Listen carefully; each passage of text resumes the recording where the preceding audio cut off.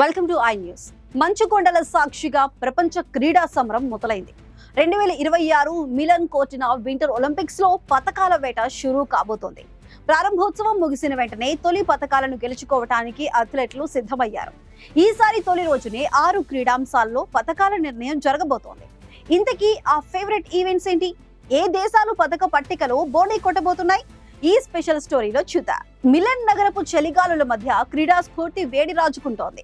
ఫిబ్రవరి 6న ఘనంగా ప్రారంభం కానున్న వింటర్ ఒలింపిక్స్ లో ఫిబ్రవరి 7వ తేదీన తొలి పతకాల పంపిణీ జరగనుంది. మొత్తం 16 రోజుల పాటు సాగే ఈ క్రీడా పండుగలో మొదటి రోజే 6 గోల్డ్ మెడల్ ఈవెంట్స్ ప్రేక్షకుల ముందుకు రాబోతున్నాయి.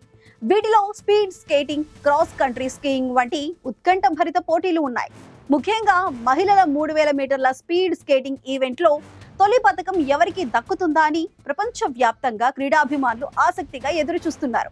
నెదర్లాండ్స్, నార్వే దేశాల మధ్య ఇక్కడ గట్టి పోటీ నెలకొనే అవకాశం ఉంది. అలాగే క్రాస్ కంట్రీ స్కీయింగ్ లో పురుషుల 15 కిలోమీటర్ల క్లాసిక్ స్టైల్ పోటీ కూడా తొలి రోజే జరగనుంది. మంచుపై చేసే ఈ సాహసోపేతమైన పోరాటంలో నార్వే తన ఆధిపత్యాన్ని చాటుకుంటుందా, లేక అమెరికా, స్వీడన్ దేశాలు సంచలనం సృష్టిస్తాయా అన్నది వేచి చూడాలి. ఈసారి వింటర్ ఒలింపిక్స్ లో మరో హైలైట్ ఏమిటంటే స్కీ మౌంటనీరింగ్ అనే కొత్త క్రీడాంశాన్ని తొలిసారిగా ప్రవేశపెట్టారు.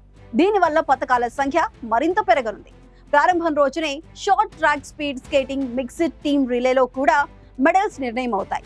వేగం, సమన్వయం, వ్యూహం కలగలిపిన ఈ క్రీడ ప్రేక్షకులను ఉర్రూతలూగించనుంది.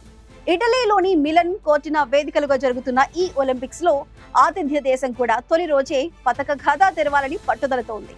మొత్తం మీద తొలి 24 గంటల్లోనే 8 దేశాలు పతక పట్టికలో చోటు దక్కించుకునే అవకాశం ఉందని విశ్లేషకులు అంచనా వేస్తున్నారు. ఈ మంచు పోరులో విజేతలుగా నిలిచి తమ దేశం తరపున చరిత్ర సృష్టించే అథ్లెట్లు ఎవరో మరికొన్ని గంటల్లో తేలనుంది.